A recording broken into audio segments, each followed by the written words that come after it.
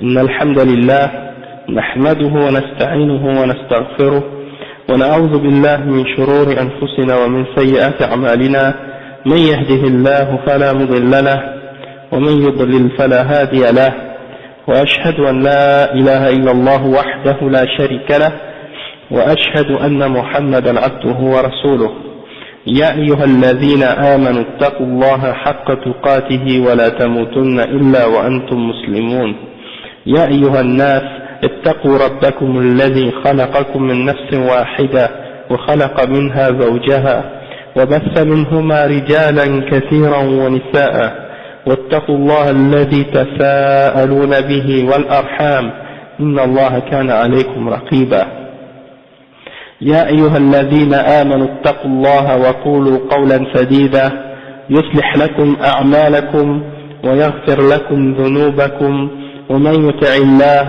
ورسوله فقد فاز فوزا عظيما وإن خير الكلام كلام الله وخير الهدي هدي محمد صلى الله عليه وسلم وإن شر الأمور محدثاتها وكل محدثة بدعة وكل بدعة ضلالة وكل ضلالة في النار أما بعد. Donc on continue aujourd'hui, c'est le numéro 6, le cours numéro 6 depuis le début de notre série sur Sharh al-Aqid al-Wasitiyya de l'imam Ibn Taymiyyah avec le Sharh de Sheikh al-Fawzan, Sheikh Salih al-Fawzan. Et donc on est arrivé à la partie où Sheikh Ibn Taymiyyah il dit وهو سبحانه قد جمع فيما وصف وسمى به نفسه بين النفي والإثبات فلا عدول لأهل السنة والجماعة عما جاء به المرسلون فإنه الصراط المستقيم. Donc le cheikh il dit quoi?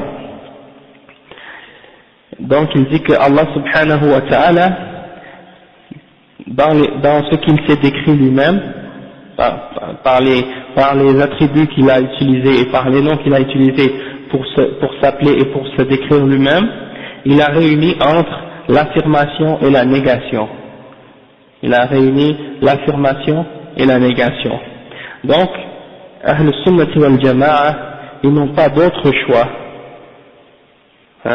Ils n'ont pas d'autre choix s'ils veulent être sur le droit chemin que de suivre cette voie qui a été amenée par les messagers, c'est-à-dire d'affirmer ce que Allah subhanahu wa ta'ala s'est affirmé pour lui-même et de nier ce qu'il s'est nié également.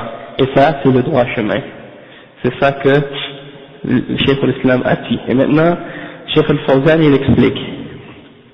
Il dit, وهو سبحانه قد جمع إلى آخره هذا بيان للمنهج الذي رسمه الله في كتابه لإثبات أسمائه وصفاته وهو المنهج الذي يجب أن يسير عليه المؤمنون في هذا الباب المهم فإنه سبحانه قد جمع فيما وصف وسمى به نفسه أي في جميع أسمائه وصفاته بين النفي والإثبات وهو نفي ما يضاد الكمال من أنواع العيوب والنقائص كنفي الند والشريك والسنة والنوم والموت واللغوب.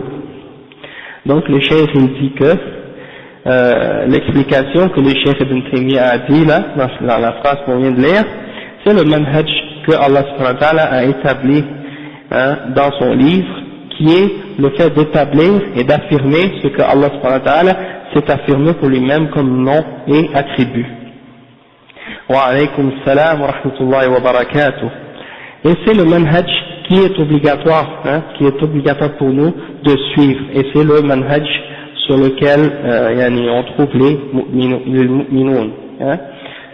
Et c'est dans cette question, dans ce chapitre qui est important, c'est-à-dire al-asma wa sifat, c'est le manhaj qu'il faut suivre, d'affirmer ce qu'Allah a affirmé et nier ce que Allah subhanahu wa ta'ala a nié.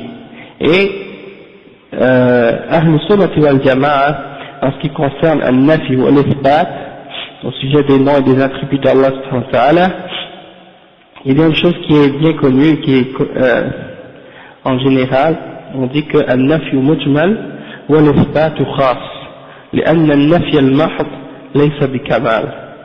Ça c'est une des explications que les ulama donnent en général, c'est-à-dire que lorsque Allah subhanahu wa ta'ala il nie quelque chose à son sujet, c'est toujours d'une façon générale, tandis que quand il affirme, c'est plus spécifique, ok? Parce que le fait de nier simplement quelque chose, une imperfection à Allah subhanahu wa ta'ala, c'est pas quelque chose de perfection, ça n'a pas rapport nécessairement avec une perfection. Comme par exemple, le fait de nier que Allah subhanahu wa ta'ala fait du dhulm, qu'il fait de l'injustice. Ok, Allah subhanahu wa ta'ala il dit dans le Coran par exemple, Inna Allah la yazlimu mithqala dharra. Allah subhanahu wa ta'ala, il ne fait même pas le poids d'une moutarde, le poids de moutarde, de graines de moutarde d'injustice. Donc il ne fait point d'injustice. Mais le fait que Allah subhanahu wa ta'ala, qu'on dit ou qu'on nie qu'il fasse de l'injustice, est-ce que c'est une perfection en elle-même? Non. Parce que je pourrais dire par exemple, le mur ne fait pas d'injustice. Et ça ne voudrait pas rien dire, ça ne voudrait pas être nécessairement une qualité de perfection. Parce que le mur, il fait pas d'injustice, mais il fait pas non plus autre chose. Hein. Donc c'est pour ça que le fait qu'on dise, par exemple, que Allah ne fasse pas d'injustice, c'est pas nécessairement une attribut de perfection. Il faut affirmer en même temps son opposé complet. C'est-à-dire lorsque tu dis qu'il ne fait pas d'injustice, ça implique qu'il a la justice parfaite. D'accord? Et ça c'est le contraire du manhaj des gens de Bid'ah. Parce que les gens de Bid'ah, quand ils parlent d'Allah subhanahu wa ta'ala, ils parlent de lui uniquement en niant et non en affirmant. Donc ils disent par exemple, Allah n'est pas ignorant, Allah n'est pas par exemple faible, Allah n'est pas, ils parlent uniquement au négatif, comme par exemple certains parmi les Jahmiya et les Mu'tazila, et ils ne lui affirment aucune des attributs de perfection qu'il s'est affirmé lui-même, ou pour lui-même. Donc c'est une des caractéristiques du manhaj de Ahl Sunnah wal Jama'a, qu'on affirme ce qu'Allah s'est affirmé pour lui-même d'une façon particulière, comme il l'a affirmé pour lui-même dans son livre et dans la Sunna, et on nie d'une façon générale qu'est-ce qu'il s'est nié, comme par exemple lorsqu'on nie que Allah subhanahu wa ta'ala a les imperfections ou les faiblesses, comme par exemple le fait d'avoir besoin d'un égal, que Allah subhanahu wa ta'ala aurait quelqu'un avec lui qui est égal à lui, ou qu'il aurait un partenaire, qu'il aurait besoin d'associer ou de partenaires pour l'aider, ou bien qu'il aurait de la fatigue, ou du sommeil, ou bien qu'il aurait l'attribut de la mort ou des choses de ce genre. Tout ça c'est des imperfections qu'Allah subhanahu wa ta'ala a nié et dont il s'est purifié lui-même, pour dire que toutes ces imperfections là ne le touchent pas ni de loin ni de près. Donc le chef dit أما الإثبات فهو إثبات صفات الكمال ونعوت الجلال لله كقوله تعالى في الآيتين 23 و 24 من سورة الحشر هو الله الذي لا إله إلا هو الملك القدوس السلام المؤمن المهيمن العزيز الجبار المتكبر سبحانه عما يشركون هو الله الخالق البارئ المصور له الأسماء الحسنى يسبح له ما في السماوات والأرض وهو العزيز الحكيم وغير ذلك مما سيذكر له المؤلف نموذج فيما يأتي إن شاء الله. Donc le cheikh il dit que parmi les exemples d'affirmation, il y a ce qu'Allah s'est affirmé pour lui-même comme attribut de perfection et de majesté, qu'il s'est attribué à lui-même dans le Coran, comme dans les deux versets de Surat al-Hashr, le verset 23 et 24. À la fin, dans cette Surat al-Hashr, il dit, c'est lui, Allah subhanahu wa ta'ala, celui que personne autre que lui ne mérite de l'adoration, d'être adoré. La ilaha illahu. Rien en dehors de lui ne mérite d'être adoré.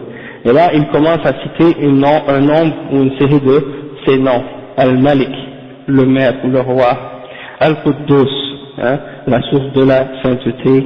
Et Al-Salam, la source de toute paix. al-mu'min, celui dont l'apaisant, des choses de ce genre. J'ai lu dans la traduction en français comment ils ont traduit ces noms-là, et puis c'est ça qu'ils disaient. La source de toute paix, la source de toute sécurité. Al-muhaymin, celui qui est contraignant, qui est au-dessus de toute chose et qui a pouvoir sur tout. Al-aziz, le tout-puissant. Al-jabbar, le contraignant. En tout cas, ces noms-là ont ces significations-là, et c'est des noms qui montrent la force et la toute-puissance d'Allah subhanahu wa ta'ala. Al-mutakabbir, l'orgueilleux. Subhanallah amma yushrikun, qu'Allah subhanahu wa ta'ala soit purifié de tout ce que les mushrikins lui donnent comme imperfection ou comme associé ou des choses de ce genre. Comme on a déjà donné l'explication de Subhan, qu'est-ce que ça signifie? Ça signifie at-tanzih, tanzihullah an jami' al-naqa'is wal-uyub. Donc après Allah dit huwa Allah, c'est lui Allah al-khaliq, le créateur, al-bari', celui qui crée à partir de rien, al-musawwir, celui qui donne à toute chose sa forme, qui donne à toute chose sa forme. Lahu al-asma'ul husna, il a les plus beaux noms, il a les plus beaux noms, et tous ces noms sont beaux, ils sont parfaits. Yusabbihu lahu ma fi as-samawati wal ard, tout ce qui est dans les cieux et la terre le glorifie et chante sa louange. Wa huwa al-azizul hakim, et c'est lui le tout-puissant et le sage. Il y en a beaucoup d'autres versets de ce genre qui donnent à propos d'Allah subhanahu wa ta'ala ses noms et ses attributs. Après le cheikh il dit وقوله فلا عدول لأهل السنة والجماعة أما جاء به المرسلون، أي لا ميل لهم ولا انحراف عن ذلك، بل هم مقتفون آثارهم مستبئون بأنوارهم. ومن ذلك إثبات صفات الكمال لله وتنزيهه عما لا يليق به، فإن الرسل قد قرروا ذلك الأصل العظيم. أما أعداء الرسل فإنهم قد عدلوا عن ذلك. Donc le cheikh il dit que les gens de Ahl Sunnah wal Jama'a n'ont pas le choix de suivre la voie qui a été amenée par les messagers d'Allah subhanahu wa ta'ala. Et le cheikh il explique que ça veut dire qu'ils ne peuvent pas se détourner ou se dévier de cette voie-là. Ils doivent suivre la voie des messagers et s'éclairer de leur lumière. Et parmi ces choses-là, parmi les choses au sujet desquelles on doit les suivre les messagers et ceux qui les ont suivis, c'est par exemple le fait d'affirmer les attributs de perfection d'Allah subhanahu wa ta'ala et de purifier Allah subhanahu wa ta'ala de toute chose qui ne lui convient pas. Donc les messagers, ils ont établi ce fondement-là qui est un des grands fondements dans l'islam, tandis que les ennemis des messagers, eux s'en sont détournés. Après le cheikh dit وقوله فإنه الصراط المستقيم تعليل لقوله فلا عدول لأهل السنة، أي لأن ما جاء به المرسلون هو الصراط المستقيم، والصراط المستقيم هو الطريق المعتدل الذي لا تعدد فيه ولا انقسام، وهو المذكور في قوله تعالى في سورة الفاتحة اهدنا الصراط المستقيم، وفي الآية 153 من سورة الأنعام وأن هذا صراطي مستقيما فاتبعوه ولا تتبعوا السبل فتفرق بكم عن سبيله وهو الذي ندعو الله في كل ركعة من صلواتنا أن يهدينا إليه. Donc le cheikh il dit que il faut suivre le sirat al-mustaqim, et il dit que la voie le fait d'affirmer ce qu'Allah a affirmé pour lui-même et de nier ce qu'il a nié, et bien ça c'est la voie, c'est le droit chemin. Et Ahl Sunnah wal Jama'a n'ont pas le choix, comme on a dit, de suivre cette voie-là, et il dit que lorsque Ibn Taymiyyah a dit c'est ça le chemin, le droit chemin, c'est comme pour dire pourquoi on doit affirmer ce qu'Allah s'est affirmé et pourquoi on doit nier ce qu'il a nié. Pourquoi? Parce que c'est le droit chemin. Voilà pourquoi tu dois le faire. Donc c'est ça ce qui a été amené par les messagers et c'est le droit chemin. Et le droit chemin c'est quoi? C'est la voie qui est juste, hein, qui ne se divise pas, c'est-à-dire il n'y a pas plusieurs chemins, il n'y a pas plusieurs chemins vers Allah subhanahu wa ta'ala, il n'y en a qu'un seul. Ok? Et il n'y a pas de division ce chemin-là, il est un seul chemin, et c'est le chemin dont Allah parle dans Surat al-Fatiha, lorsqu'on demande à Allah de nous guider vers le droit chemin, et également dans le verset 153 de Surat al-An'am, lorsque Allah dit, et voici mon droit chemin en toute sa rectitude, dans toute sa droiture, alors suivez-le et ne suivez pas les voies qui pourraient vous dévier de sa voie. Et ça c'est donc c'est le chemin que dans chaque raka'a, lorsqu'on fait la salat, on demande à Allah subhanahu wa ta'ala de nous guider vers ce chemin-là. Donc, c'est ça le droit chemin. Et si on regarde parmi les divisions des noms, des attributs en particulier, les attributs d'Allah subhanahu wa ta'ala, on peut les diviser en deux catégories d'attributs. As-sifat al-zatiyya wa as-sifat al-fi'liyya. C'est-à-dire, as-sifat al-zatiyya, c'est الصفات اللازمة للذات والصفات الفعلية التي تتعلق بالمشيئة. Donc comment on explique ça en français? C'est que les attributs, il y a deux catégories d'attributs. Les attributs qui ont rapport avec l'être d'Allah subhanahu wa ta'ala et qui ne s'en séparent jamais, elles font partie de son être. Et d'autres attributs qui sont les attributs de ses actions. Et ces attributs-là sont reliés à sa volonté. Il les fait quand il veut. Et quand il ne veut pas la faire, il ne le fait pas. Comme par exemple al-kalam. Comme par exemple al-istiwa. Comme par exemple des exemples d'attributs qui ont rapport avec ses actions. Al-maji ou d'autres choses. Al-rabab ou etc. Ça, c'est des attributs qui ont rapport avec les actions d'Allah subhanahu wa ta'ala et qui sont reliés à sa volonté.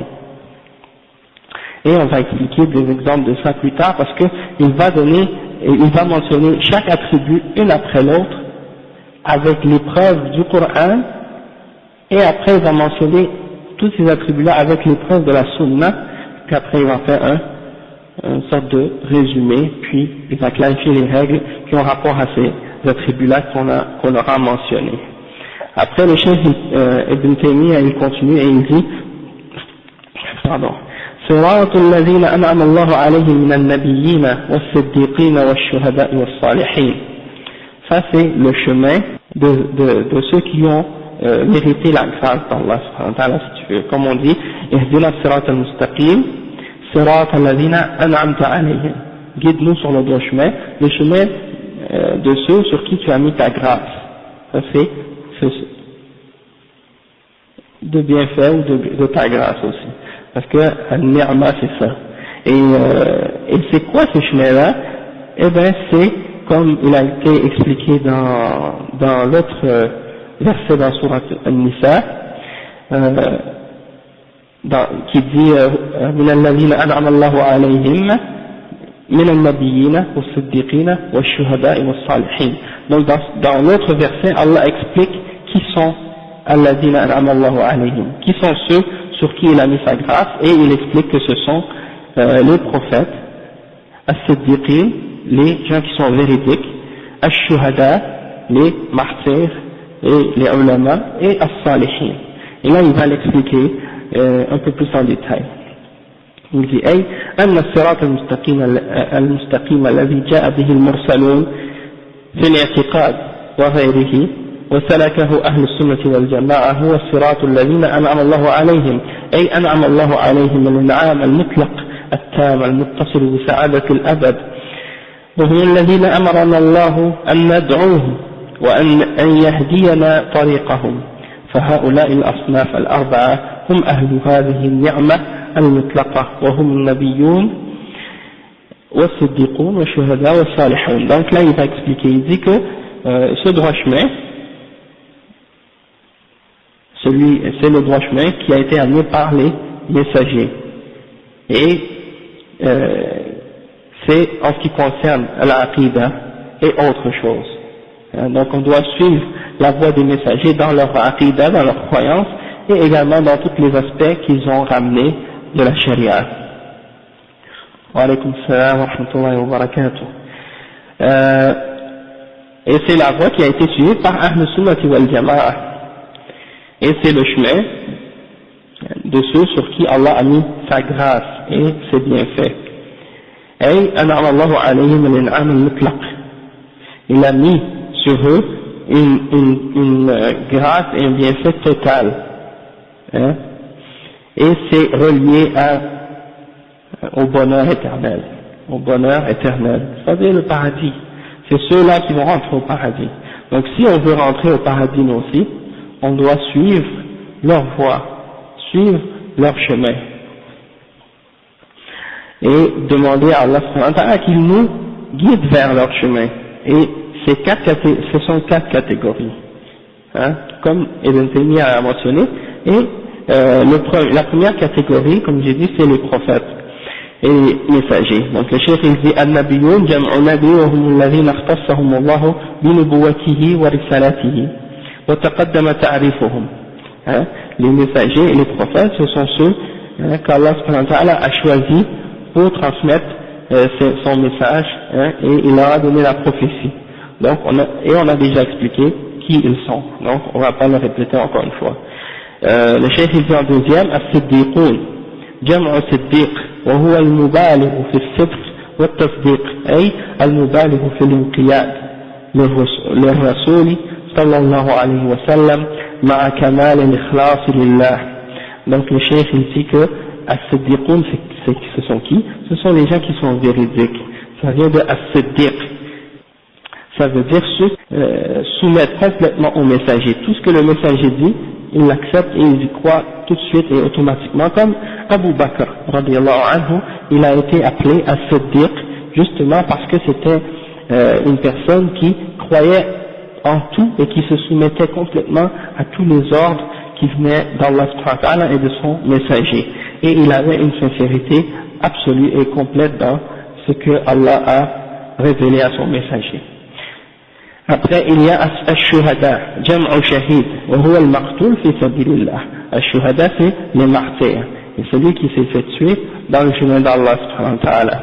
وسمي بذلك أو سموا بذلك أو سمي بذلك لأنه مشهود له الجنة ولأن ملائكة الرحمة تشهده. Donc il dit qu'on l'appelle comme ça parce que on témoigne qu'il sera Inch'Allah au paradis et que les anges de la miséricorde sont témoins de lui. Mais également, on appelle également Ash-Shuhada les ulama, les savants. Pourquoi? Parce que Allah subhanahu wa ta'ala il dit dans une ayah dans surat Al-Imran, si je ne me trompe pas, il dit Shahidallahu annahu la ilaha illahu wal malaikatu wa ulul ilm qa'iman bil qist. Donc il dit que Allah subhanahu wa ta'ala témoigne que rien ne mérite d'être adoré excepté lui, ainsi que ses anges et ceux qui détiennent le savoir. Donc il rentre également dans la description de ceux qui sont ash-shuhada. D'accord? Et as-salihun jam'u salih wa huwa al-qa'imu bi huquqillah wa huquq ibadihi. Donc as-salihun c'est les gens qui sont vertueux, qui sont pieux, qui se soumettent à l'ordre d'Allah. Donc c'est le pluriel de salih, et c'est celui qui respecte les droits d'Allah subhanahu wa ta'ala et les droits de ses serviteurs. Après le cheikh il dit was-sirat taratan yudafu ila Allah كقوله تعالى في الآية من سورة الأنعام وأن هذا صراطي مستقيما فاتبعوه لأنه هو الذي شرعه ونصبه. وتارة يضاف إلى العباد كما في قوله تعالى صراط الذين أنعمت عليهم لكونهم سلكوه. Donc le cheikh il explique que des fois Allah subhanahu wa ta'ala il relie ce chemin qu'on doit suivre à lui-même, dans le but d'expliquer que c'est lui qui l'a commandé et qui l'a ordonné et légiféré, et également qu'il l'a établi. Wa alaykum salam wa rahmatullahi wa barakatuh. Comme par exemple il dit et voilà mon droit chemin. Il a dit que c'est son droit chemin, c'est son chemin à lui, dans le sens que c'est lui qui l'a légiféré, qui l'a commandé. Mais parfois, il relie ce chemin-là à ses serviteurs, comme lorsqu'il dit Sirat alladhina an'amta alayhim, le chemin de ceux sur qui tu as mis ta grâce. Et le cheikh il dit pourquoi? Parce que c'est eux qui ont suivi ce chemin. C'est pour ça que parfois il est relié à ceux qui l'ont suivi. Et وفي قوله الصراط الذين أنعمت عليهم تنبيه على الرفيق في هذا الطريق وأنهم هم الذين أنعم الله عليهم من النبيين والصديقين والشهداء والصالحين ليزول عن سالك هذا الطريق وحشة التفرد عن أهل زمانه إذا استشعر أن رفقته على هذا الصراط الأنبياء والصديقون والشهداء والصالحون. Donc le chef il dit que Allah en même temps, lorsqu'il dit que c'est le chemin de ceux sur qui il a mis sa grâce, pourquoi il le relie à ces gens-là? Pourquoi? Parce que pour que les gens ressentent qu'ils ne sont pas tout seuls sur ce chemin, qu'il y a d'autres qui ont suivi ce chemin-là avec lui, c'est-à-dire qu'il y a des prophètes et des gens pieux et des véridiques qui sont avec lui et qui marchent sur ce chemin-là avec lui et qui ont déjà marché également. Donc il sent qu'il a des compagnons avec lui sur ce chemin, sur cette voie, il n'est pas seul. Hein? Et après le cheikh dit ثم أورد الشيخ رحمه الله فيما يلي نموذج من الكتاب والسنة تشتمل على إثبات أسماء الله وصفاته فيما يلي إراد ذلك. Donc maintenant le cheikh qu'est-ce qu'il va faire? Il va commencer à citer et à mentionner des exemples et des preuves du Coran et de la Sunna qui montrent les noms et les attributs d'Allah subhanahu wa ta'ala dans le Coran. Et tout ça, qu'est-ce que le cheikh l'Islam explique dans ce passage-là, wa alaykum salam wa rahmatullah. Donc tout ça, il l'explique dans le but de réfuter les gens de Bid'ah, parmi les Jahmiya et les Mu'tazila et les Ash'ara et les Maturidiyya et les gens de Bid'ah en général, al-Mu'attila, qui nient les attributs d'Allah subhanahu wa ta'ala ou qui les déforment de leur sens réel et qui soit il les nie en entier, ou soit il les nie en partie, ou soit il les nie directement ou indirectement, comme on a déjà expliqué ça plusieurs fois. Donc, maintenant il veut essayer de nous ramener au manhaj de Ahl Sunnati wal Jama'a, nous expliquer c'était quoi la aqida des salaf salih, c'est quoi la aqida des sahaba et des tabi'in et des musulmans des trois premières générations qui ont suivi le droit chemin. Eux, comment ils ont cru en Allah subhanahu wa ta'ala, comment ils ont cru aux versets et aux hadiths qui parlent d'Allah subhanahu wa ta'ala, hein? Donc on sait que la voie des salafs c'était d'affirmer les noms et les attributs d'Allah subhanahu wa ta'ala et de les établir et d'y croire tels qu'ils sont rapportés dans la révélation. Comme les salafs disaient, Amirruha kama ja'at, hein, prenez-les comme ils sont venus et essayez pas de faire, comme on a expliqué, min ghayri tahrif, on fait pas de tahrif, on fait pas de tamthil, on n'essaie pas de faire des ressemblances entre Allah et sa création, on fait pas de ta'til, c'est-à-dire on nie pas la réalité du sens de ces noms-là et de ces attributs-là, et on ne fait pas de takyif, hein? On ne demande pas comment sont ces attributs-là, hein? Donc ça c'est les quatre principes qu'on a déjà expliqués. Et comment on sait que ces quatre règles ou ces quatre principes-là au sujet des noms et des attributs d'Allah, comment on sait que c'était ça la voie des salaf salih? C'est qu'en réalité, quand on retourne aux exemples dans le Coran et dans les hadiths, hein, on voit que les salafs nous les ont transmis tels quels. Ils nous ont expliqué le Coran et la Sunna de cette façon, ils nous ont transmis tels qu'ils étaient amenés par le prophète sallallahu alayhi wa sallam.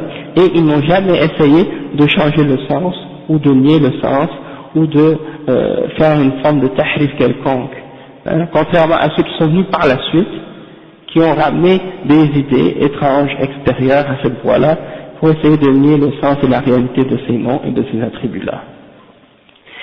Donc, par exemple, si les gens de Bid'a disent qu'on ne peut pas dire, par exemple, que Allah subhanahu wa ta'ala s'est élevé au-dessus de son trône tel qu'il a dit dans le Coran, Ar-Rahman ala al-Arsh istawa, ok? Ils disent, parce que si vous dites ça, ça implique toutes sortes de ressemblances entre Allah et sa création, et ça, c'est tashbih, et celui qui fait ça, il est kafir, d'accord? Et nous, on leur répond, on dit non, parce que Allah subhanahu wa ta'ala, il nous l'a affirmé. Et là, s'il l'a dit, Allah subhanahu wa ta'ala, il l'a dit parce que c'était une chose de perfection. Ça signifiait aucunement une ressemblance entre lui et sa créature. D'accord? Il n'y a rien qui ressemble à Allah subhanahu wa ta'ala. Wa huwa as-sami' al-basir. Ça, on l'a expliqué plusieurs fois. Mais, eux, ce qu'ils disent à propos des noms et des attributs d'Allah subhanahu wa ta'ala, en disant qu'il ne faut pas l'affirmer parce que sinon ça implique une ressemblance. Est-ce que lorsque le prophète sallallahu alayhi wa sallam enseignait le Coran aux Sahaba, est-ce qu'il leur a dit une seule fois, prenez pas les versets d'Allah au sens apparent, prenez pas les attributs d'Allah subhanahu wa ta'ala au sens apparent parce que sinon vous allez faire une ressemblance entre Allah et sa création?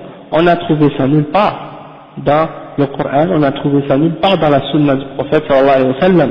On voit qu'il nous parle et qu'il nous décrit Allah subhanahu wa ta'ala et qu'il nous dit qu'il est au-delà de sa création, qu'il est au-dessus des cieux, hein, et qu'il est au-dessus de sa création. Il nous parle que Allah subhanahu wa ta'ala, il rit, il nous dit qu'il se met en colère, il nous dit qu'il a de la miséricorde pour ses serviteurs. Il nous parle de toutes ces choses-là à propos d'Allah sans jamais une seule fois nous dire il ne faut pas prendre ça au sens réel, il faut l'interpréter et changer sa signification. Donc on voit que la voix du prophète sallallahu alayhi wa sallam, c'était de les affirmer telles quelles. Ensuite les sahaba, la même chose. Si tu regardes les exemples, comment les sahaba ont transmis la parole d'Allah et la parole du prophète sallallahu alayhi wa sallam, on trouve qu'ils ont affirmé eux aussi les noms et les attributs d'Allah tels quels, sans changer la signification. Hein? Ils n'ont pas dit par exemple comme disent les gens de Bid'a, comme si tu parles avec les gens de Bid'a, tu leur dis l'attribut de Allah subhanahu wa ta'ala qui est au-delà de sa création, ils disent Allah mawjoud bila makan. Ils disent Allah existe sans aucun espace ou sans endroit. Hein? Ça c'est l'exemple qu'ils utilisent. Maintenant, si tu regardes dans le Coran et dans la Sunna, où est-ce que tu trouves dans le Coran ou dans la Sunna que Allah subhanahu wa ta'ala a affirmé ou nié al-makan à propos de lui-même? Nulle part. Tu trouves nulle part dans le Coran qu'il a affirmé qu'il est dans al-makan ou qu'il a nié qu'il est dans al-makan. Donc, ça, le manhaj de Ahl-Sunnah wal Jama'a, c'est ça. C'est que quand on parle d'Allah subhanahu wa ta'ala, on parle uniquement d'Allah subhanahu wa ta'ala tel qu'il a parlé de lui-même dans sa révélation. On n'ajoute pas des termes nouveaux et on n'enlève pas. On l'accepte tel quel. D'accord? Donc, quand tu vas parler d'Allah subhanahu wa ta'ala, ce qu'il a dit, ce qu'il a affirmé, tu l'affirmes. Ce qu'il a nié, tu le nies. Si quelqu'un t'amène un nouveau terme maintenant, qui n'était ni affirmé, ni nié dans la révélation, qu'est-ce que tu fais? Les ulama de salaf ont dit, on ne l'affirme pas, on ne le nie pas. Natawaqqaf, on s'arrête. Pourquoi? Parce qu'on n'a pas de référence, on n'a pas de preuve. Allah subhanahu wa ta'ala, il dit, وَلَا تَقْفُوا مَا لَيْسَ لَكَ بِهِ عِلْمٍ. Ne recherche pas ce dont tu n'as aucun savoir. Tu t'arrêtes, parce que tu ne le sais pas. Ça fait partie du ghaib, ça fait partie de l'invisible, quelque chose que tu n'as jamais vu, quelque chose que Allah ne t'a pas expliqué ou informé. Wa alaykum salam wa rahmatullahi wa barakatuh. Donc tu t'arrêtes. Mais qu'est-ce que tu dis par la suite? Hein? Tu tu regardes, qu'est-ce que cette personne-là veut dire? Qu'est-ce qu'elle parle? Quand elle dit makan, de quoi elle parle? Hein? Donc, les ulama ont dit, si la personne, quand elle utilise ce terme, elle veut dire que Allah subhanahu wa ta'ala serait cerné ou entouré par un espace ça on le rejette, parce que Allah subhanahu wa ta'ala, il est Al-Akbar, et il dit dans sa révélation que وَالْأَرْضُ جَمِيعًا قَبْضَتُهُ يَوْمَ الْقِيَامَةِ وَالسَّمَاوَاتُ مَطْوِيَّاتٌ بِيَمِينِهِ. Allah subhanahu wa ta'ala dit وَمَا قَدَرُ اللَّهَ حَقَّ قَدْرِهِ. Ils n'ont pas respecté ou donné à Allah subhanahu wa ta'ala la grandeur qu'il mérite, car tous les cieux et la terre au jugement dernier seront pliés dans sa main droite. Donc Allah subhanahu wa ta'ala est plus grand que tout l'univers. L'univers entier est comme un grain de sable dans sa main. Donc on ne peut pas comparer Allah subhanahu wa ta'ala avec aucune des créatures. Il est plus grand que tout. Donc c'est impossible que quelque chose entoure Allah subhanahu wa ta'ala. Donc s'ils veulent dire cette signification-là, nous on le rejette cette signification. On dit que Allah subhanahu wa ta'ala, il est au-dessus de sa création, au-delà des cieux, au-delà du trône, et qu'il est plus grand que toute chose, et rien ne le sert. Par contre, s'ils disent, par exemple, quand ils disent que Allah n'a pas d'espace, ou n'a pas d'endroit, s'ils veulent dire par là que Allah n'est pas au-delà de son trône, et qu'il n'est pas tel qu'il s'est décrit dans le Coran, alors dans ce cas-là, on le nie, parce que ça a une signification qui est fausse.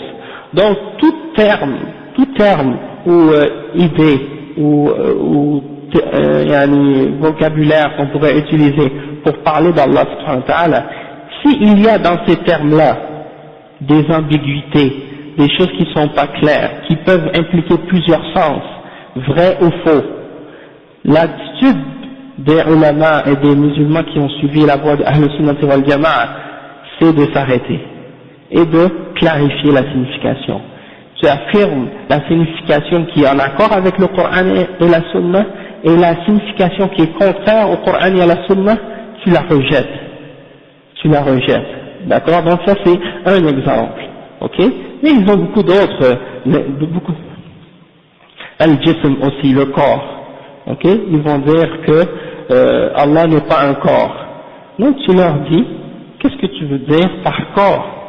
Allah subhanahu wa ta'ala, il n'a pas dit dans le Coran ou dans le prophète sallallahu alayhi wa sallam n'a pas dit non plus dans la Sunna que Allah subhanahu wa ta'ala est un corps, et il n'a pas non plus nié en disant Allah n'est pas un corps.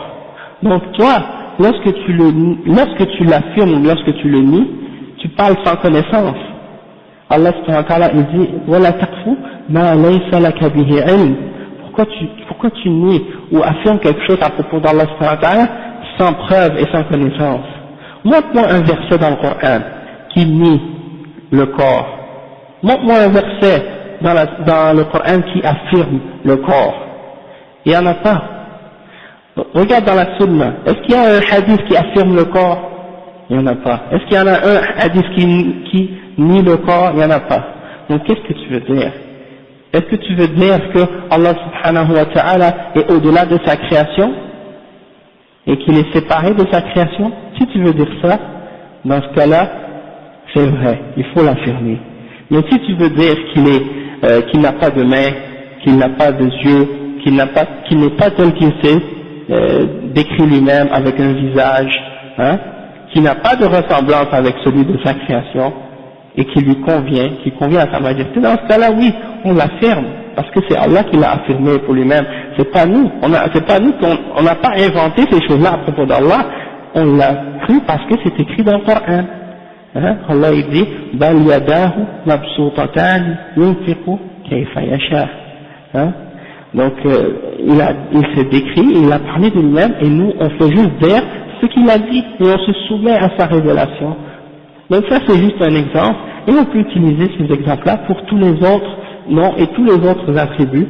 Et donc, eux les gens de Bid'a, quand ils sont rentrés dans la philosophie, et quand ils sont rentrés dans Ilm al-Kalam, ils ont commencé à utiliser des termes ambigus, al-fadl mujmala, pour parler à propos d'Allah subhanahu wa ta'ala. Et ils ont commencé à conjecturer, à parler à propos d'Allah sans connaissance, à la manière d'Aristote, de Platon et des autres philosophes de l'époque, pour nier ou attribuer ou affirmer ou des choses de ce genre à propos d'Allah subhanahu wa ta'ala, et donc ils sont tombés dans toutes sortes de bid'a, et ils ont commencé à faire entrer les musulmans dans toutes sortes de débats, Ok. Il y a différents buts, il y a différentes raisons. Comme on a déjà expliqué, Al-Jahmiya, par exemple, on a parlé de Jahl ibn Safwan, on a parlé de Al-Ja'd ibn Dirham. Al-Ja'd ibn Dirham, il est rentré dans le débat avec les philosophes au début, parce qu'il pensait qu'il allait être capable de prouver la véracité de l'existence de Dieu et des choses de ce genre. Donc il a voulu il a essayé d'entrer dans ces débats-là. Le problème, il n'a pas de connaissance du Coran et de la Sunna. Seulement, il se base sur sa raison. Donc quand il entre dans ces débats-là avec eux, il n'est pas capable de leur répondre par قال الله كذا ou قال رسول الله صلى الله عليه وسلم كذا. Il n'est pas capable de leur dire Allah a dit, le prophète sallallahu alayhi wa sallam a dit, et voilà pourquoi nous y croyons. Parce que pour eux, ces kuffars, Aristote et les autres kuffars, philosophes et tout, je dis Aristote, bien sûr, eux ils ne débattaient pas avec ces philosophes-là, mais ils débattaient avec ceux qui transportaient ces philosophies-là. Et bien eux, si tu leur dis Allah a dit dans le Coran, ou le prophète sallallahu alayhi wa sallam a dit dans la Sunna, ils n'y croient pas. D'accord? Donc ils essaient de les convaincre avec soi-disant la raison pour leur prouver que Dieu existe. Sauf que le problème c'est que, en se basant juste sur la raison, comme ça, sans se référer à une révélation, tu peux pas connaître Al-Ghaib. Comment tu peux connaître Al-Ghaib en te basant juste sur ta tête? Tu peux pas connaître l'invisible, quelque chose dont tu n'as aucun savoir, parler par exemple du paradis et de l'enfer, en te basant sur ta raison. Est-ce que c'est logique qu'il y ait des ruisseaux de miel? Est-ce que c'est logique qu'il y ait des rivières de vin qui ne te rendent pas sous? Ou qu'il y ait des rivières de lait? Est-ce que je suis capable de te prouver logiquement qu'une chose pareille peut exister? Dans ce monde, non. Mais dans l'Akhirah, c'est possible. Et Allah est capable de faire ça. Maintenant, ça c'est pas à propos d'Allah qu'on parle, maintenant on parle à propos de quelque chose qui est créé, et c'est-à-dire Al-Jannah, et que ça fait partie du Ghaib. Est-ce que je peux te prouver l'existence des anges par la logique? Quelque chose qu'on ne peut même pas voir ni toucher, mais qui peut être là assis à côté, à droite et à gauche, sur nos épaules, et qui écrivent nos paroles et nos actions. Je ne peux pas te prouver logiquement leur existence par une expérience scientifique ou par une observation scientifique. Est-ce que je peux te prouver l'existence du djinn par la science? Non. C'est des choses qui font partie de Al-Ghaib. C'est l'invisible. Donc si c'est comme ça, même par exemple l'existence de l'âme, qui fait partie de l'invisible également, puisque je peux même pas la voir, ni la toucher, et je sais même pas où est-ce qu'elle est cette âme dans mon corps, et comment elle fonctionne, et c'est quoi sa relation c'est quoi la relation entre le corps et cette âme-là, et quelles sont les connexions qui fait qu'elles sont capables d'interagir entre elles. Je suis pas capable de les comprendre ni de les connaître. Si c'est le cas pour des choses de ce genre qui sont créées par Allah subhanahu wa ta'ala, alors comment je pourrais essayer de connaître Allah qui est le créateur de ces choses-là, Donc eux, c'est ça leur erreur. Ils ont essayé de connaître Allah et de parler à propos d'Allah subhanahu wa ta'ala en se basant sur leur raison, alors que c'est des choses qui les dépassent et qui dépassent leur entendement, d'accord? Donc ils ont essayé de mettre des théories, des hypothèses, il y a des gros débats à propos de qu'est-ce que ça signifie d'être parfait, c'est quoi l'éternité, c'est quoi ci, c'est quoi ça, c'est quoi les attributs, tout ça. Donc on commence à jouer avec ça. Jahm ibn Safwan, quand il a commencé à débattre avec ces philosophes-là, quand les philosophes ont commencé à parler avec lui, il a eu des doutes, il est parti, il a dit attendez, il s'est renfermé, supposément il s'est renfermé dans sa maison pendant 40 jours, il n'est pas sorti, si je ne me trompe pas c'est ça, et 40 jours après il est sorti, il a dit ça y est, alaykoum salam, ça y est j'ai trouvé la réponse, il est sorti, il est retourné les voir, et là il a dit ça y est, il a commencé à parler d'un Dieu qui n'a aucun attribut et des choses de ce genre. Alors là il a essayé d'utiliser ça comme un argument pour réfuter ces genres de philosophie là, d'accord? Ensuite il y a eu les Mu'tazila qui ont pris de lui cette aqidah, le Mu'tazila, on a expliqué que c'était un groupe qui était à la base, qui a été amené par Wasil ibn Atta. Et Wasil ibn Atta, c'était un des élèves de Al-Hassan al-Basri. Et Al-Hassan al-Basri, c'est un des grands tabi'in, qui a étudié avec les sahaba et les femmes des sahaba également. Il est grandi dans la maison de Aïcha radhiyallahu anha. Hein? Sa mère, je crois qu'elle était une esclave de Aïcha, si je ne me trompe pas. Et donc il est grandi très proche des sahaba et des grands tabi'in. Donc il avait beaucoup d'ilm. Et il donnait des durus dans la mosquée. Et Al-Hassan al-Basri a parlé au sujet de Al-Iman. Un jour, il a parlé de la foi et il a parlé des gens qui ont fait des kaba'ir, qui ont fait des grands péchés. Il a dit que Hassan al-Basri a expliqué la croyance de Ahl Sunnah wal Jama'a au sujet de ces pécheurs-là, de ces gens-là. Il a dit que le musulman qui fait des grands péchés, lorsqu'il a fait ce grand péché-là, il n'est pas kafir, il reste dans l'islam, sauf que sa foi, elle a diminué, sa foi diminue, et il est donc un fasiq, mais il ne sort pas complètement de la foi, il reste toujours mu'min.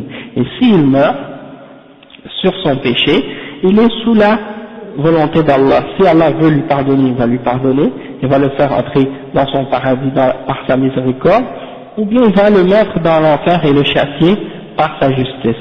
Sauf qu'il ne va pas demeurer éternellement dans l'enfer. Il va rester une durée de temps qu'Allah voudra, hein, qu'il a déterminé, et à la fin il va sortir de l'enfer, il va rentrer au paradis, parce que, comme le prophète sallallahu alayhi wa sallam a dit, personne qui possède une atome de foi va demeurer dans l'enfer. Et Allah, toute personne qui n'a pas commis de shirk, il va sortir de l'enfer. Parce qu'Allah dit, Inna Allah la yaghfiru an yushraka bih, wa yaghfiru ma duna dhalika liman yasha.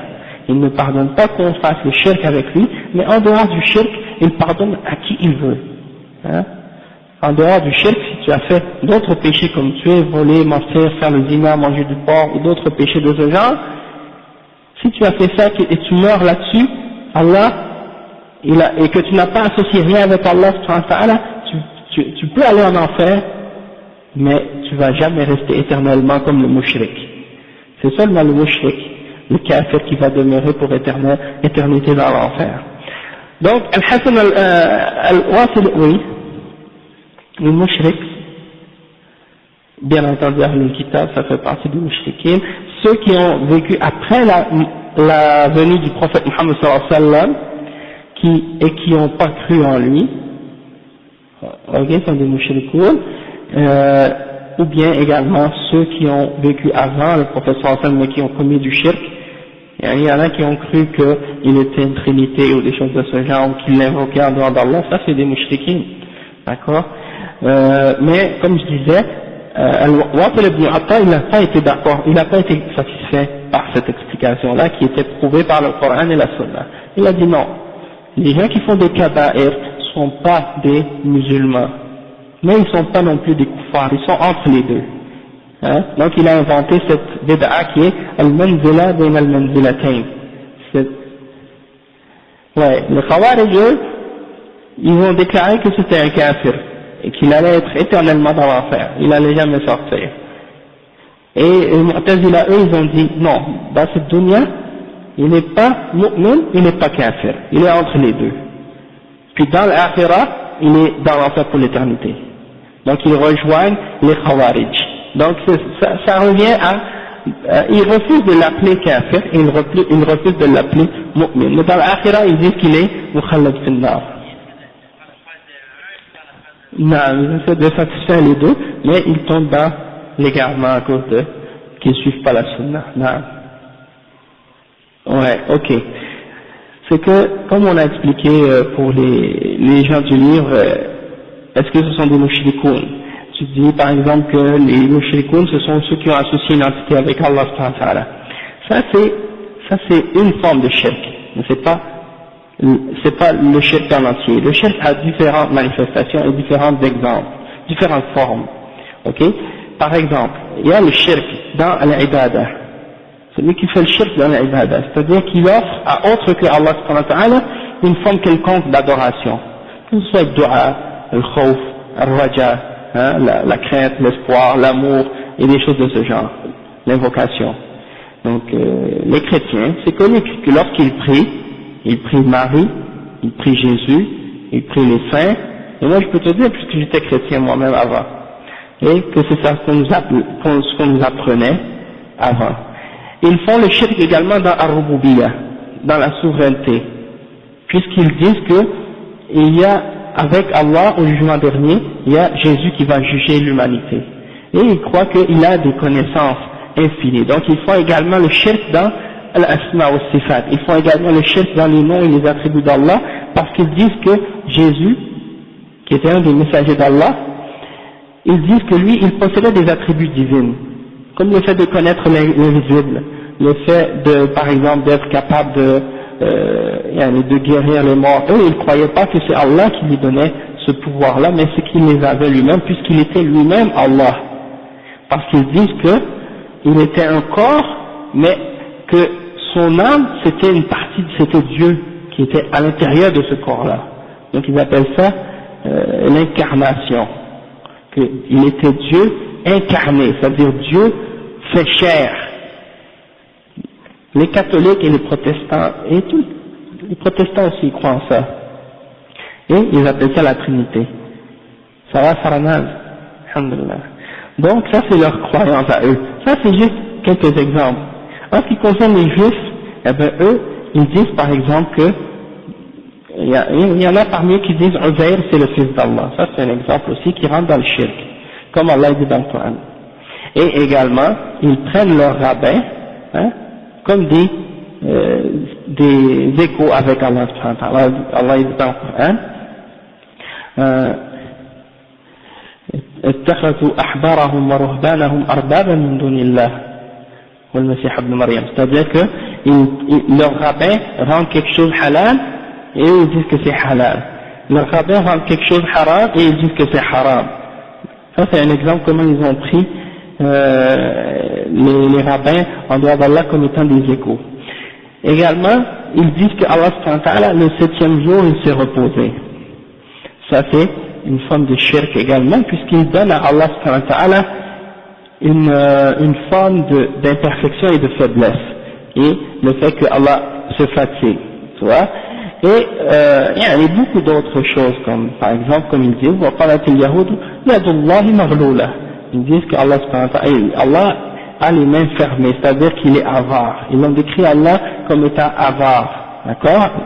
Donc il y a beaucoup d'autres choses de ce genre qu'on voit dans le Coran. Mais en plus de ça, toute personne qui dit je ne crois pas en un seul des prophètes et des messagers d'Allah, il est kafir. Par exemple, si un musulman dit moi je ne crois pas en Isa, ou je ne crois pas en Moussa, ou je ne crois pas en Ibrahim, il est kafir, il sort de l'islam, il quitte l'islam. Non, bien entendu. Maintenant, si un juif ou un chrétien dit moi je ne crois pas en Muhammad sallallahu alayhi wa sallam, il est kafir.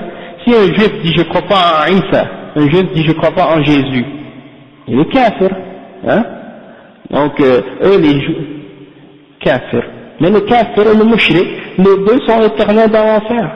D'accord?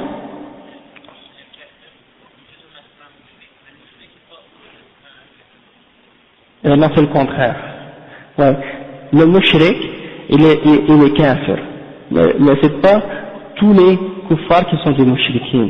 Quelqu'un peut être un kafir sans être un mushrik, mais un athée, il est mushrik également. Non, un athée, il est mushrik. Il va t'expliquer. Non, l'athée, il fait le shirk, parce qu'il donne à la matière des attributs divins. Il donne à la matière l'attribut d'être éternel. Alors que c'est seulement Allah qui est al-awwal wal-akhir. Eux, ils disent la matière est éternelle, elle n'a pas de début, elle n'a pas de fin, elle ne fait que se transformer. Ça c'est une forme de shirk. Également, ils donnent à la matière le fait d'avoir une connaissance, d'avoir une sagesse, qu'elle se transforme d'une manière intelligente par elle-même, sans que rien ne le contrôle. Ils appellent ça la nature. Ça c'est une forme de shirk, et c'est une forme de ta'til. Donc ça rentre dans le shirk également. Et les mouchriquins d'avant, les athées, depuis même au temps des prophètes, même avant, eux, ils faisaient ce genre de shirk-là, de donner à la nature des attributs divins. Ok? Donc ça, c'est des exemples de shirk, et c'est des exemples de kufr également. Donc quelqu'un qui dit par exemple les juifs et les chrétiens ne sont pas sont des religions monothéistes, ou qu'ils sont des monothéistes, ils étaient des monothéistes au temps de leurs messagers, quand ils suivaient leur message, mais plus aujourd'hui. Il n'y a que l'islam qui représente le vrai et le pur monothéisme tel qu'il a été amené par les messagers. Millatu Ibrahim Hanifa. Hein? C'est comme Allah dit dans le Coran, Ma kana Ibrahim Yahudiyan wala Nasraniyan, walakin kana Hanifan Muslima wa ma kana min al-mushrikin. Abraham, il n'était pas juif, il n'était pas chrétien, mais il était un Hanif, musulman. C'est-à-dire quelqu'un qui a rejeté l'adoration de tout ce qui est adoré en dehors d'Allah, et qu'il était soumis à Allah, musulman. Il ne faisait pas également partie des mushrikin. Hein? Oui, le prophète sallallahu alayhi wa sallam, il a dit, والذي نفسي بيده لا يسمع بأحد من هذه الأمة يهوديا كان أو نصراني ثم يمت ولم يؤمن بالذي أرسلت به إلا كان من أصحاب النار. Ça c'est clair, ça. Il n'y a pas par celui qui tient mon âme entre sa main, c'est-à-dire Allah subhanahu wa ta'ala, il jure par Allah. Il n'y en a aucun d'entre les gens de cette ummatul da'wa, hein, les gens qui sont ummatul da'wa, parce qu'il y a ummatul istijaba, c'est les musulmans, puis il y a ummatul da'wa, ceux que le prophète sallallahu alayhi wa sallam a appelés à l'islam. Il n'y a personne qui soit appelé à l'islam dans cette umma, qu'ils soient juifs ou chrétiens, et qui meurent, et qui ont entendu parler de moi, et qui meurent sans avoir cru en ce que j'ai amené, excepté qu'il sera parmi les gens du feu, les gens de l'enfer. Donc ça c'est un hadith sahih apporté dans Sahih Muslim, il est authentique. Donc ça c'est une autre preuve également que les gens du livre ne sont pas des mu'minines, et que Allah les a appelés Ahlul Kitab dans le but de les rapprocher à l'islam, dans le but de dire, vous avez eu le livre, donc vous avez un avantage sur les autres qui n'ont pas reçu de livre avant vous, alors pourquoi vous refusez de croire au Coran et au prophète Muhammad sallallahu alayhi wa sallam? Vous êtes plus près de la foi et plus près du droit chemin que les autres, donc acceptez la vérité. C'est pour ça Allah les appelle Ahlul Kitab, dans le but de dire, vous avez eu le livre, alors acceptez et croyez en la vérité. Hein?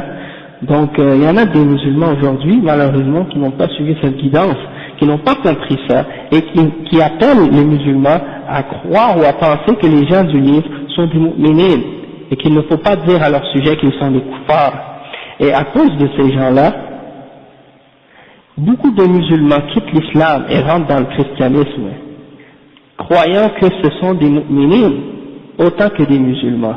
Et j'en ai rencontré personnellement, et il y a des sites sur internet où vous trouvez des témoignages des gens qui étaient musulmans, qui ont quitté l'islam et qui sont dans les pays musulmans et qui disent nous sommes devenus des chrétiens, et c'est pas contraire à l'islam parce qu'ils sont eux aussi des gens du livre et donc ils sont mu'minines. Hein? Alors ça c'est une da'wa khabitha, c'est une chose qui est dangereuse parce que ça les amène au feu de l'enfer.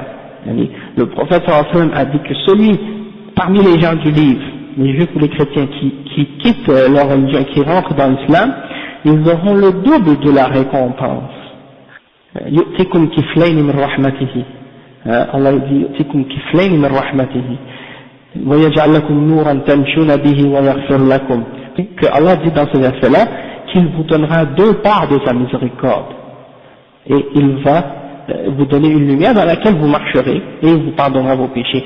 L'imam a expliqué que ça veut dire que celui qui a, comme c'est expliqué dans le hadith aussi, celui qui a cru à Moussa ou à Isa et qui a cru ensuite à Muhammad sallallahu alayhi wa sallam, eh ben, il a le double de la récompense.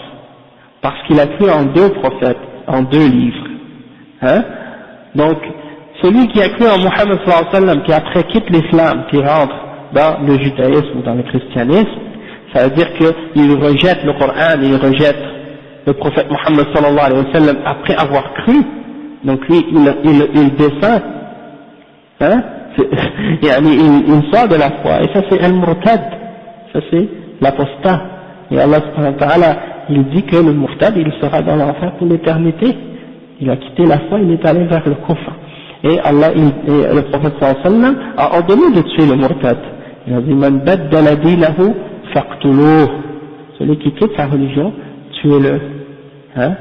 Donc ça c'est des règles qui sont claires dans l'islam, mais c'est juste, les ulama appellent ces gens-là ahlul fitra, ceux qui n'ont pas qui n'ont pas reçu de messager et qui n'ont pas entendu parler du message. Ceux-là, les ulama ont expliqué qu'ils auront un jugement spécial au jugement dernier, parce que Allah subhanahu wa ta'ala dit dans le Coran, وَمَا كُنَّا مُعَذِّبِينَ حَتَّى نَبْعَثَ رَسُولًا, on ne va pas punir quiconque jusqu'à ce qu'ils aient reçu un messager. Donc Allah il dit dans le Coran, وَلَقَدْ بَعَثْنَا فِي كُلِّ أُمَّةٍ رَسُولًا أَنِ اعْبُدُوا اللَّهَ وَاجْتَنِبُوا الطَّاغُوتَ. On a envoyé à chaque communauté ou à chaque nation un messager, leur ordonnant ou leur disant, eux ils disaient à leur peuple, Abudullah, adorez Allah et écartez-vous du Tarout, hein, tout ce qui est adoré en dehors d'Allah. Mais par contre, dans le sens que des fois ils ont peut-être reçu un messager, excepté qu'ils ont perdu le message ou ils l'ont oublié par la suite. Et donc ils redeviennent comme s'ils n'avaient pas eu de livre, comme le peuple du prophète Muhammad sallallahu alayhi wa sallam. Lorsqu'il a reçu le message, le Coran, son peuple était dans le shirk, hein, Quraysh, ils étaient des mushrikoun, malgré qu'ils sont les descendants d'Ibrahim, et qu'ils sont sur un reste de ce que Ibrahim avait apporté, excepté qu'ils ont changé le message d'Ibrahim, et ils ont rajouté l'idolâtrie dans sa religion, etc. Donc ils sont tombés dans le shirk avec le temps. Donc ça prouve qu'après un certain temps, des peuples peuvent oublier complètement un message, et complètement s'égarer, et revenir au shirk. Comme ça arrive maintenant chez les musulmans dans plusieurs pays, qui tombent dans l'idolâtrie, l'adoration des tombes, l'adoration des saints, hein, qui font le tawaf autour des tombeaux, qui sacrifient pour les awliya ou des choses de ce genre, ils retournent au shirk, après avoir été des musulmans. Donc, ça c'est des exemples aussi qui sont réels, et donc ça montre que les Indiens ou les autres qui n'ont pas entendu parler de l'islam et des messagers, eux ils auront au jugement dernier un test spécial que Allah va leur donner, comme ça a été rapporté dans un hadith, que Allah va leur envoyer là où ils seront rassemblés, il va leur envoyer un messager pour leur donner un test spécial, et ceux qui auront répondu à ce messager-là, ils vont entrer au paradis avec les autres, et ceux qui n'auront pas bien répondu au prophète ce jour-là, ils auront un châtiment dans l'enfer. Les enfants, ça je suis pas sûr, mais en ce qui concerne par exemple les fous et les gens qui n'avaient pas de aql, aussi ils entrent là-dedans. Donc ça c'est un petit résumé pour comprendre un peu c'est quoi le khilaf, c'est quoi la base de cette division-là, ou la raison pourquoi Cheikh l'Islam Ibn Taymiyyah a rassemblé les preuves pour affirmer les noms d'Allah et pour montrer qu'on doit croire en ça, et que c'est ça la voie des salaf salih et la voie des sahaba et de ceux qui les ont suivis, pour comprendre qu'il y a des gens qui sont venus par la suite qui ont dévié de la voie du prophète sallallahu alayhi wa sallam et de la voie des salaf salih et des sahaba, et qui sont tombés dans toutes sortes de bid'a et de formes d'égarement. Hein? Donc c'est pour qu'on soit prévenu et pour qu'on fasse attention. Donc on va commencer maintenant l'explication. Le premier exemple que Cheikh l'Islam mentionne, d'accord, c'est vrai, la plupart des hommes actuellement, ils ont entendu parler de l'islam, mais il y a encore des endroits isolés, peut-être dans certaines régions de la terre où personne n'est jamais allé, où personne ne va parmi les musulmans, et qui n'ont pas entendu parler de l'islam. Puis également, même s'ils auraient peut-être entendu, mais ils ont des langues que seuls eux parlent, c'est-à-dire personne d'autre dans le monde ne connaît. Et ouais, il y a des tribus comme ça. Donc Non, c'est ça. Exactement. Donc ces gens-là, Allah il va les juger, comme on dit, d'un jugement spécial au jugement dernier. Wallahu a'lam. Non. Donc, Cheikh al-Islam il dit al-istidlalu ala ithbati asma'illahi wa sifatihi min al-Qur'an al-Karim. Donc là, on rentre dans cette partie du livre où Allah, le Cheikh il montre les preuves qu'on doit affirmer les noms d'Allah et les attributs d'Allah subhanahu wa ta'ala selon le Coran, dans le Coran, tels qu'ils sont venus dans le Coran. Donc il dit al-jam'u bayna an-nafi wal-ithbat fi wasfihi ta'ala. Ça c'est le premier point. Il montre que Allah subhanahu wa ta'ala il a réuni l'affirmation et la négation au sujet de ses attributs. Il dit وقد دخل في هذه الجملة ما وصف الله به نفسه في سورة الإخلاص التي تعدل ثلث القرآن حيث قال قل هو الله أحد الله الصمد لم يلد ولم يولد ولم يكن له كفوا أحد. Donc le cheikh il dit que parmi les choses qui sont mentionnées comme preuve de la description d'Allah subhanahu wa ta'ala, comment il s'est décrit lui-même et les attributs qu'il s'est donnés et qu'il a affirmé à son sujet et nié certaines choses également, eh bien il y a le verset qu'on appelle Suratul Ikhlas, la sourate de la sincérité ou de la pureté, de la croyance. Et cette sourate, elle équivaut au tiers du Coran, Sulus al-Coran. Donc le cheikh il mentionne que dans ce verset-là, Allah subhanahu wa ta'ala il dit c'est lui Allah subhanahu wa ta'ala, wa alaykum salam wa rahmatullah, il est unique, ahad. Allah samad, Allah c'est as-samad. Et le cheikh il va l'expliquer plus tard. Qu'est-ce que ça veut dire as-samad? C'est celui vers qui tout le monde se tourne vers lui pour invoquer et pour demander ce qu'ils ont besoin. Lam yalid wa lam yulad. Ici Allah subhanahu wa ta'ala il nie deux choses à son sujet. Il nie premièrement qu'il fait des enfants ou qu'il se reproduit, et il nie également qu'il a été l'enfant de quelqu'un d'autre. Donc il n'a pas été engendré et il n'engendre pas également. Ok? وَلَمْ يَكُنْ لَهُ كُفُوًا أَحَدٌ. Et il n'y a rien qui est équivalent ou égal à lui. Il est l'unique. Et il y a un hadith qui se rapporte à la raison de la révélation de ce verset, qui dit روى الإمام أحمد عن أبي بن كعب رضي الله عنه في سبب نزولها أن المشركين قالوا يا محمد انسب لنا ربك فأنزل الله قل هو الله أحد حسنه الألباني في صحيح الترمذي. Donc ça, wa alaykum salam wa rahmatullahi wa barakatuh. Donc ça a été rapporté selon l'imam Ahmad, selon Ubay ibn Ka'ab, un des Sahaba, qui a expliqué pourquoi ce verset-là a été révélé, c'est-à-dire pourquoi Suratul Ikhlas a été révélé. Et c'est qu'un parmi les mouchriquins a dit, c'est quoi la généalogie ou la descendance de ton Seigneur ou de ton Dieu, qui c'est de ses ancêtres? Et Allah a descendu ce verset, cette sourate, c'est-à-dire pour répondre aux mouchriquins.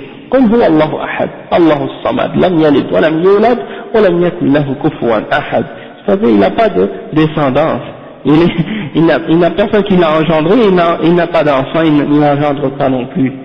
Il est le seul et l'unique, c'est lui le créateur de toutes choses, le maître de toutes choses. Donc c'est ça, ça c'est la raison qui explique Sabab al-Nuzul, pourquoi le verset a été descendu. Ensuite le cheikh il dit وقد دخل في هذه الجملة أو في هذه الجملة أي التي تقدمت وهي قوله وهو سبحانه قد جمع فيما وصف وسمى به نفسه بين النفي والإثبات فأراد هنا أن يورد ما يدل على ذلك من الكتاب والسنة فبدأ بسورة الإخلاص لفضلها وسميت بذلك لأنها أخلصت في صفات الله ولأنها تخلص قارئها من الشرك. Donc le cheikh dit que pour expliquer maintenant qu'est-ce qu'il va faire, comme j'ai dit, il va mentionner toutes les choses dans le Coran et dans la Sunna qui montrent les noms et les attributs d'Allah subhanahu wa ta'ala. Et il a commencé par Surat al-Ikhlas. Pourquoi? Parce que à cause de son mérite, le mérite que cette Surah a, et le fait qu'elle est uniquement, toute la Surah au complet est dédiée et parle uniquement d'Allah subhanahu wa ta'ala. Elle ne parle pas d'aucun autre sujet, uniquement des noms et des attributs d'Allah subhanahu wa ta'ala.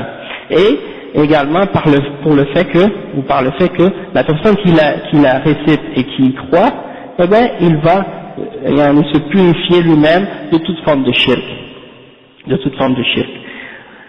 Donc le cheikh dit وقوله التي تعدل ثلث القرآن أي تساويه وذلك لأن معاني القرآن ثلاثة أنواع توحيد وقصص وأحكام وهذه السورة فيها صفة الرحمن فهي في التوحيد وحده فصارت تعدل ثلث القرآن. Donc le cheikh il dit que lorsque Ibn Taymiyyah indique que ce verset-là est équivalent au tiers du Coran, c'est-à-dire qu'il est équivalent dans sa signification au tiers du Coran. Pourquoi? Parce qu'on peut diviser le Coran en trois catégories. Comme le cheikh il dit, Tawhid, donc une partie du Coran ça parle du Tawhid, c'est-à-dire des noms et des attributs d'Allah subhanahu wa ta'ala, et du fait qu'on doit adorer lui seul, et qu'il est le maître et le créateur de toutes choses et le pourvoyeur. Donc ça c'est un des sujets dont traite le Coran. Ensuite, Qisas, c'est-à-dire que Allah subhanahu wa ta'ala, il nous explique et il nous parle de ses prophètes et de ses messagers qu'il a envoyés aux hommes, et qu'est-ce qui leur est arrivé, qu'est-ce qui est arrivé à ceux qui ont cru, et qu'est-ce qui est arrivé à ceux qui ont refusé de croire, etc. Donc ça c'est un autre thème, ou un autre sujet qui est dans le Coran. Donc ça c'est le deuxième du tiers, le deuxième sujet parmi les trois.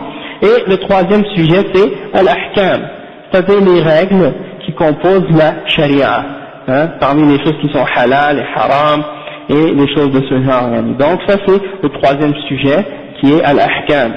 Et donc le cheikh il explique que pourquoi ça équivaut le tiers, parce que cette surah elle parle uniquement des attributs de Allah subhanahu wa ta'ala, ar-Rahman, et donc elle parle uniquement du tawhid. Alaykoum salam wa rahmatullah. Donc étant donné qu'elle parle uniquement du tawhid, alors on peut dire qu'elle équivaut au tiers du Coran à cause de ça.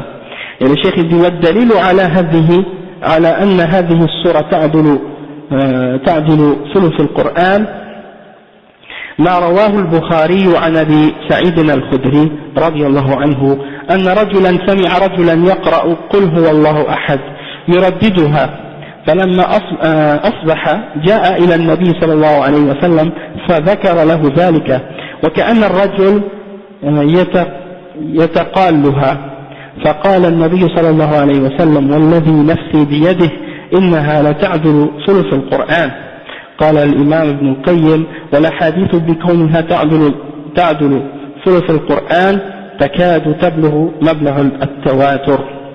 Donc le cheikh il explique que la preuve que ça équivaut au tiers du Coran, c'est un hadith rapporté par l'imam al-Bukhari selon Abu Sa'id al-Khudri radiyallahu anhu, qu'il a entendu un homme qui récitait Qul huwa Allahu ahad et qui la répétait plusieurs fois. Alors la personne est allée voir le prophète sallallahu alayhi wa sallam, et c'est comme si ça le dérangeait, yani que l'homme récitait toujours cette surah.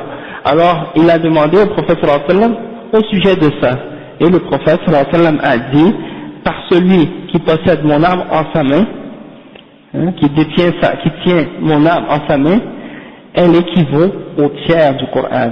C'est-à-dire surat al-Ikhlas, elle équivaut au tiers du Coran. Et donc ça c'est la preuve qu'elle équivaut au tiers. Et l'imam Ibn al-Qayyim al-Jawziyya a dit que les ahadiths qui ont été rapportés qui prouvent qu'elle équivaut le tiers du Coran, eh ben ils arrivent à un niveau, ils sont tellement nombreux que ça arrive à un niveau qu'on ne peut plus douter de son authenticité, qu'on appelle dans le hadith at-tawatur. C'est rapporté par un tellement grand nombre qu'on ne peut plus douter de sa véracité. Donc, 2 minutes, non. Donc le chef dit وحيث يقول الله جل شأنه قل أي يا محمد في هذا دليل على أن القرآن كلام الله إذ لو كان كلام محمد صلى الله عليه وسلم أو غيره لم يقل قل.